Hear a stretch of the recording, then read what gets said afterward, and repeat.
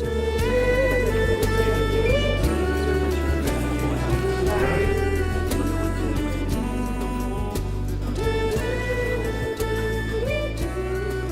nombreux ce soir, et puis je me dois d'excuser un certain nombre de personnes, monsieur le préfet des Deux-Sèvres, madame la sous-préfète de Parthenay, monsieur le député Jean Grelier, monsieur le président du conseil général départemental, monsieur Gilbert Favreau.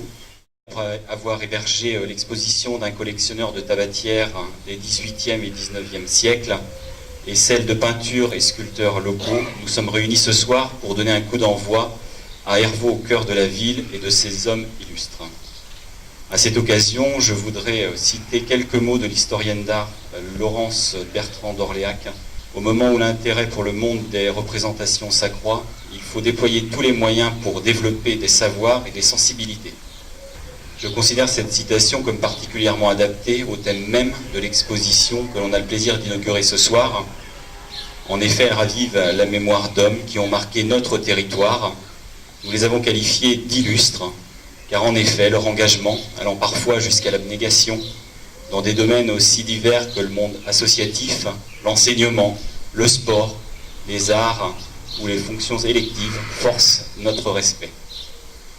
Si des rues, des lieux, stades, complexes sportifs, musées ont pris leur nom, ce n'est pas par hasard. Ils ont été reconnus par des maires successifs qui ne sont pas restés insensibles à leurs mérites, voire leurs qualités exceptionnelles. J'aurais donc une pensée émue ce soir pour tous ces personnages et leurs familles, sans oublier bien sûr le maître du lieu dans lequel nous sommes ce soir réunis, à savoir Jacques Guidez, largement honoré dans cette exposition. Pour nous rappeler les heures glorieuses et l'unique passage d'un président de la République dans la ville d'Hervaux, à savoir le général de Gaulle, reçu par Augustin Bordage, député maire d'Hervaux, je vous propose d'écouter l'enregistrement des discours qu'ils ont prononcés sur la place Saint-Pierre en juin 1963. Monsieur le Président de la République, mon général, c'est avec beaucoup d'émotion, mais aussi avec que je vous accueille dans notre cité médiévale. La ville d'Hervaux est fière de votre visite. Elle est très sensible à l'honneur que vous lui faites aujourd'hui et je vous transmets ces sentiments très sincères. Vous avez parlé noblement, d'une manière très émouvante, c'est-à-dire d'une manière tout à fait digne d'Hervaux. Vous ne sauriez croire combien je suis heureux de m'y trouver,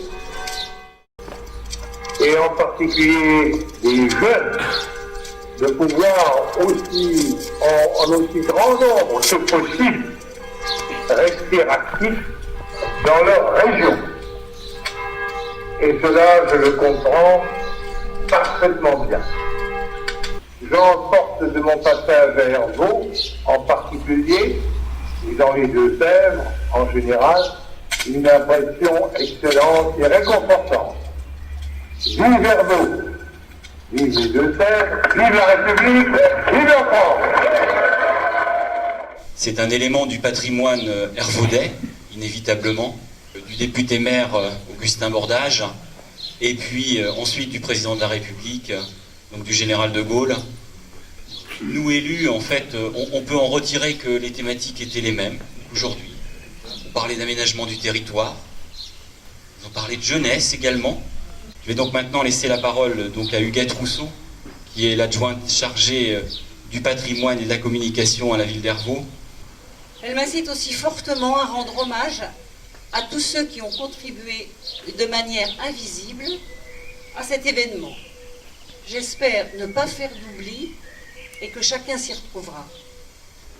Si l'idée est née de la lecture d'un livret écrit par M. Guidez concernant les rues d'Hervaux, j'ai choisi de retenir celles qui avaient à voir avec des hommes illustres.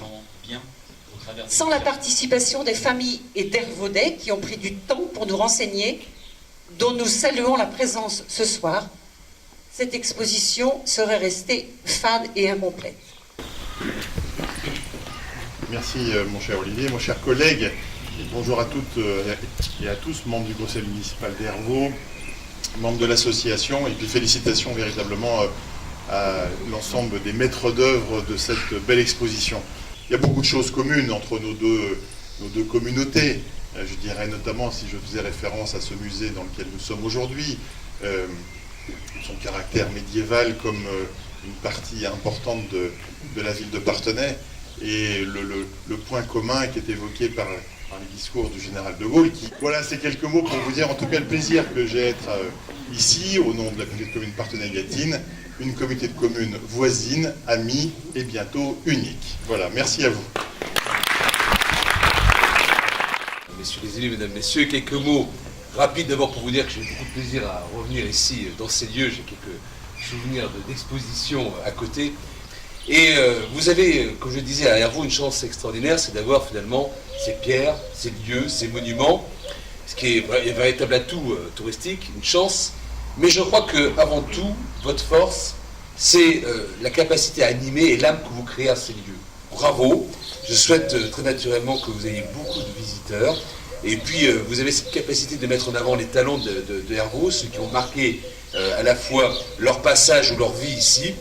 Eh bien, je souhaite en tous les cas que les habitants et de Hervaux, mais également du territoire, prennent le temps de venir reconnaître à travers cette histoire, ce moment d'histoire, leur vécu et donc quelque part leur patrimoine également. Voilà. Donc, bravo à vous tous et puis merci en tout cas de m'avoir permis de parler pour une fois après le général de Gaulle. Je suis très touché. Merci. Nous sommes dans l'enceinte du musée en compagnie de Madame Paulette Guidez, c'est ça, son épouse, l'épouse de Monsieur Jacques Guidez et sa fille Claude Guidez. Vous avez vécu à ses côtés toute cette aventure du musée, vous étiez à ses côtés?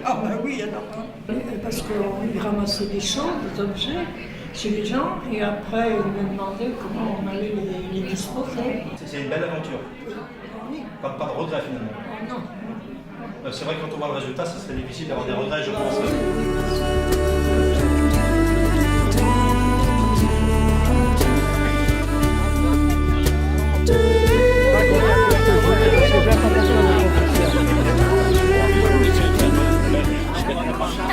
C'est